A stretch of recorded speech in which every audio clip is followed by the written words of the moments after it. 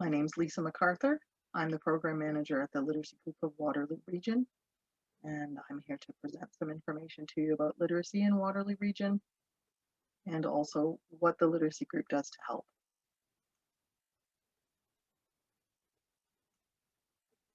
You wouldn't think that we have a problem with literacy in Canada, but across Canada and the province and across Waterloo Region, only 1 in 6 Ontarians aged 16 to 65 are able to read and write at the level that they would need to for work, learning, and life.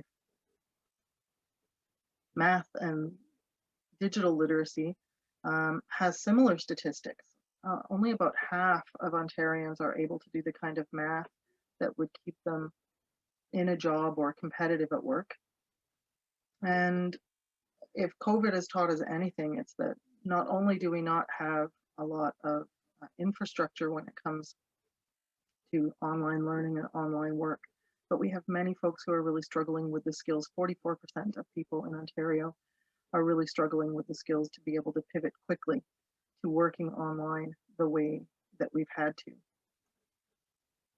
Literacy and poverty are very, very closely linked together. 46% of adults who have the lowest literacy skills live in low-income households. And if you compare that to folks who have a much higher education, only 8% of those individuals are living in poverty. Literacy links to a lot of things in life. 3/4 of people who have been admitted to federal custody have an educational level that does not include their grade 12.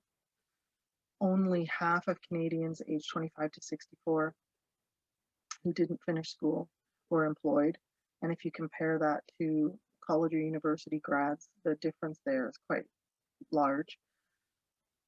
There's very clear links between literacy and health, and it's a horrible statistic, but in older adults, those with low literacy are twice as likely to die within 5 years. Literacy is profoundly linked to health and health outcomes. And even if we were to ignore the human side of how literacy impacts life and only looked at the financial side, Canada could actually save $542 million every single year on social assistance spending if we were able to raise Canadian adult literacy levels to level 3. So how do we fix this problem? Well, at the Literacy Group, we are here to help with that. We work with adults who are 18 years of age or older, who can receive instruction in English, even if English isn't their first language. We just don't provide translation services, and we don't teach English as a second language. We will work with folks who have a lot of different goals. Some people want to improve their skills for work. Others want to go on to other education and finish that grade 12 diploma, or maybe they want to go to Conestoga College and upgrade their skills there and get into an apprenticeship program. We start the process there as well. And we have some folks who really just want to learn to read and write and do math and work with computers better because it makes their life better, it makes their children's life better, and it keeps them better connected with their families and with their friends. And we do all of these things for free. Before COVID hit, we were providing core groups in math and English. We were doing one-to-one tutoring.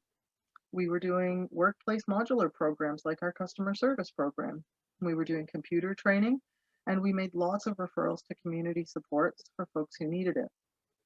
Here we have Floyd and his tutor, April, who've been meeting not just prior to COVID, but have continued to do so for the last year. When COVID hit, we switched to 100% remote learning. We started a TLG Learner portal, which has all of the adult resources you could possibly want all in one place, and they've been curated by our staff members.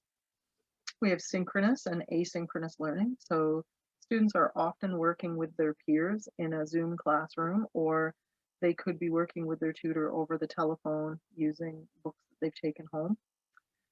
We have curriculum and resource development that we're doing right now. Sometimes that involves taking curriculum that we used to use and turning it into a digital format, but we're also creating brand new resources all the time to suit the learners when they come in to our programs. We're continuing to do tutor training, and that involves not just training tutors how to work with learners, but also how to work online with learners. And we're also providing support and training for other literacy and basic skills organizations so that they can also keep up.